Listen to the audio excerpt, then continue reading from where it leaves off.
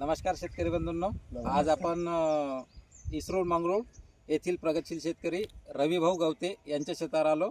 आज दिनांक 28/2/2026 आहे आणि हा हेनिस्टा कंपनीचा अधिरा या मिरचीचा प्लॉट आहे. आणि इथं आपले जे शेतकरी आहेत बाहेरगावून आलेले आहेत, पेंडगाववरून आलेले शेतकरी आहे, तालुका सिल्लोड, त्यांना आपण हे मिरचीचा प्लॉट दाखवतोय. तर त्यांचं मनोगत आपण जाणून घेऊया. बोला. नमस्कार मित्रांनो, आमचं गाव पेंडगावचे शेतकरी आहेत आम्ही 5-6 जण. सिल्लोड तालुका पेंडगाव आमची एक फार्मर प्रोड्युसर कंपनी आहे. आम्ही आमच्या परिसरामध्ये खूप प्रमाणामध्ये मिरची लागवड होते. तर सरांनी आम्हाला माहिती दिली, सरांचं नाव आता माहीत नाही, सरांनी आम्हाला माहिती दिली. तर म्हटले की येऊन बघा प्लॉट. आमच्याकडे जनरली नोव्हेंबर, आता ही लागवड शेतकऱ्यांनी माहिती दिली की नोव्हेंबरची म्हणून.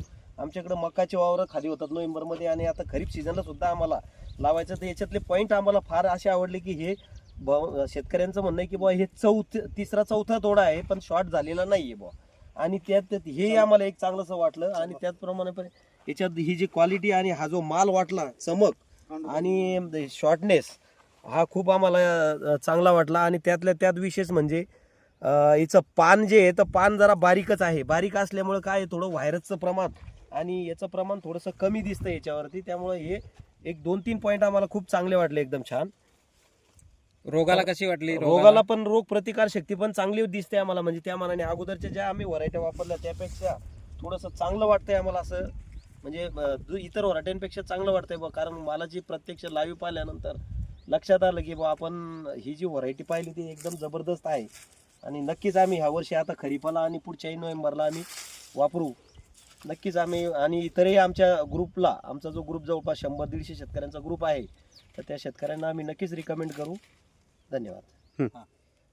तर ह्या चमकच्या याच्यानुसार आणि साईजच्या याच्यानुसार मिरची असं वाटतं की बा मार्केटला 100% भाऊंनी सांगितल्याप्रमाणे, आपल्या प्रत्यक्ष शेतकऱ्यांनी सांगितल्याप्रमाणे बाहेर मार्केटमध्ये पण हिला खूप चांगली म्हणजे भाव रेट तर चांगले मिळणारच आहे. आणि लॉंग टाईम म्हणजे जवळपासून तर पुढे म्हणजे लॉंग टर्मला दिल्लीपर्यंत जाईपर्यंत सुद्धा मिरची खराब होऊ शकत नाही असं जाणीव झाली आम्हाला. त्यातनं मी एक मिरची आपण तोडून बघू. त्याच्यात पाण्याचं प्रमाण जे आहे ते एकदम नगण्य दिसतंय. कारण ज्या मिरचीमध्ये समजा जास्त पाणी असणार तर ती नक्कीच सडणार आहे. पण आता मी इतक्या प्रेशरनं त्याला दाबतोय तरी पण पाणी खूप वेळानंतर निघतंय. म्हणजे याचा अर्थ हे दूरच्या ट्रान्सपोर्टिंगसाठी खूप जबरदस्त आहे असं एक जाणवतंय आम्हाला याच्यातनं.